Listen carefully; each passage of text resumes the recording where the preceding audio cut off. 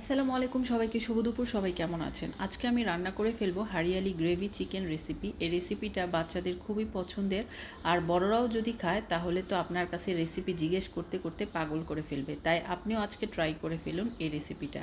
প্রথমে চিকেন নিয়ে নিয়েছি, এরপরে কিছু মশলা নিয়ে নিয়েছি। এই মশলাগুলোকে ভেজে টেলে ব্লেন্ডার করে নিব। এরপরে প্যানে তেল দিয়ে পেঁয়াজগুলোকে বেরেস্তা করে নেব। এরপরে ম্যারিনেট করে নিচ্ছি চিকেনগুলো। এখানে লবণ এবং গোলমরিচ গুঁড়ো দিয়ে ভালো করে মেখে ম্যারিনেট করে নিচ্ছি। পেঁয়াজগুলো যখন লাল লাল হয়ে আসবে তখন চিকেনগুলোকে ঢেলে ভালো করে নেড়ে চেড়ে দিব।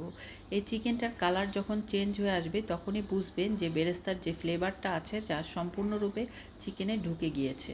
এরপর আমি এখানে অ্যাড করছি 1 টেবিল চামচ পরিমাণ আদা বাটা এবং সেই ব্লেন্ডার করা সিক্রেট মশলা। এই মশলাটাই এই চিকেনের স্বাদটা দ্বিগুণ করে ফেলে।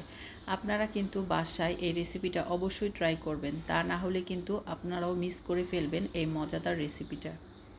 এরপরে আমি এখানে অ্যাড করব মিল্ক ক্রিম। এই ক্রিমটা আপনারা বাসায়ও বানাতে পারেন কিংবা দোকান থেকে এনেও এখানে ইউজ করতে পারেন। এরপরে কিছু পরিমাণ পানি দিয়ে গ্রেভিটা যখন ঘন হয়ে আসবে নামিয়ে ফেলবো। এটাই আমার মজাদার চিকেন